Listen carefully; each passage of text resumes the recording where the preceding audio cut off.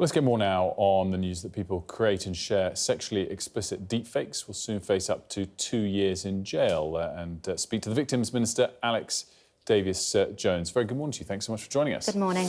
I want to get on to the deepfake story in a moment, but start with the news that's still dominating all of the front pages, and that's the grooming scandal and the back and forth between the parties and Elon Musk on it. Conservatives obviously are putting forward an amendment to a bill to try and force a vote on whether there should be a full national statutory inquiry into the grooming scandal. If that vote goes ahead, how will you vote on it? I won't vote for it because we've already had a national inquiry into child sexual exploitation and abuse. The Professor Alexis Jay inquiry conducted extensive investigation. Over 7,000 brave victims and survivors gave their testimony to that, and it is for them that we need to deliver justice, and we need to get on with the job of delivering for them, working at pace to deliver those recommendations that the previous government failed to do. That's what we deserve. We need action, less words. And what if the families of the victims say that inquiry, for whatever reason, maybe because of its remit, maybe because of its results, left some stones unturned? Should those stones still be looked at more closely? Well, as the Home Secretary said yesterday, we're implementing a new victims' voice panel, which will be integral to working through these recommendations with us as government, so that we have those victims and survivors at the heart of these recommendations. And if, once those recommendations have been implemented, then there's further work to do, then of course we will do that work. It's interesting hearing the Home Secretary yesterday and you today, and listening to these pledges about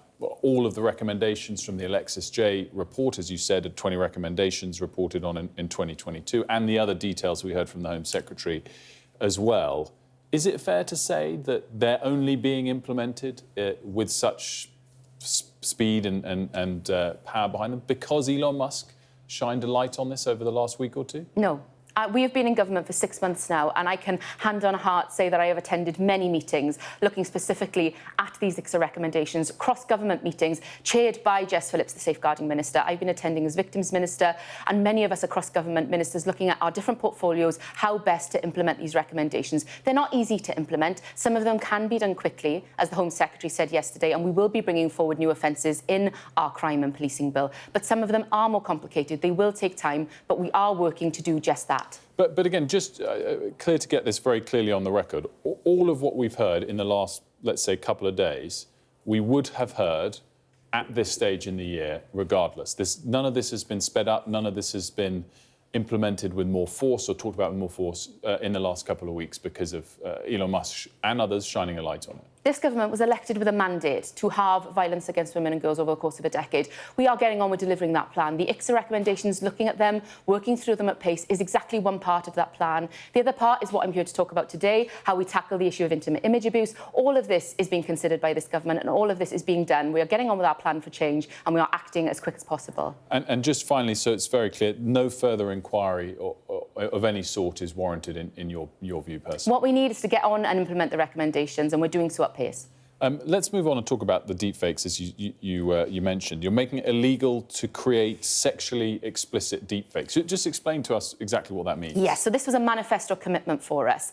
These very hyper-realistic deepfake technology, which is manipulated, where someone can do it quite easily and change how you appear, what you're doing, how you look in an image. And when they are done for sexual gratification, then these deepfakes, then we are committed to making those illegal. But we are going one step further today as well. We are broadening that package of measures because we recognise that there are current gaps in the law, and we will be making it illegal to take these images without consent as well. We will be making it illegal to take these images without consent where there is sexual gratification there, but also when you're installing these covert cameras in a changing room, for example, or in a bathroom to capture these images, then we're also making that a criminal offence. It's quite amazing, actually, when I was reading about this ahead of the interview. One can understand why perhaps deepfakes, where new technology makes them more possible, haven't been outlawed as yet. But it wasn't yet illegal to take a sexually explicit photograph of someone without their permission? So it was very woolly. The legislation that existed did have gaps. For example,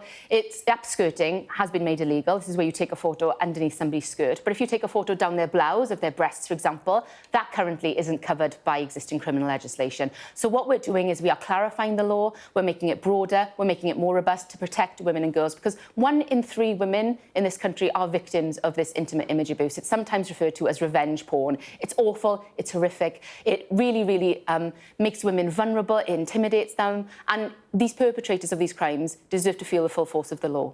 We were just watching the VT as you were sitting down about Justin Trudeau. I mean, clearly the Canadian elections are not immediate, but the polling is suggesting, well, it's the reason why he's resigning, of course, that his party's prospects aren't that good. There's an election coming in Germany where something similar is happening. Keir Starmer's going to be quite on his own in terms of the sort of centre-left leaders among the G7. I think the relationships that Keir Starmer has with our allies will continue regardless of who is in power. These relationships are enduring for many, many years, and there are things that are very important, like tackling the issue of intimate image abuse. You know, we can't legislate for the internet in a vacuum. We need our allies around the world to work with us on this, and that's exactly what we're doing. Would it be easier, though, to be working with people like Trudeau as opposed to like Trump? They have different political views. Yeah, there are different political views, but some issues, such as tackling violence against women and girls, do not cross political boundaries. These are things that are universal, that everyone needs to be tackling, whether that is misogyny and violence online or offline, and that is what this government are doing. And just finally, the retail sales figures coming out just earlier today clearly show us a snapshot of a tepid economy, I think is a fair way to sum it up.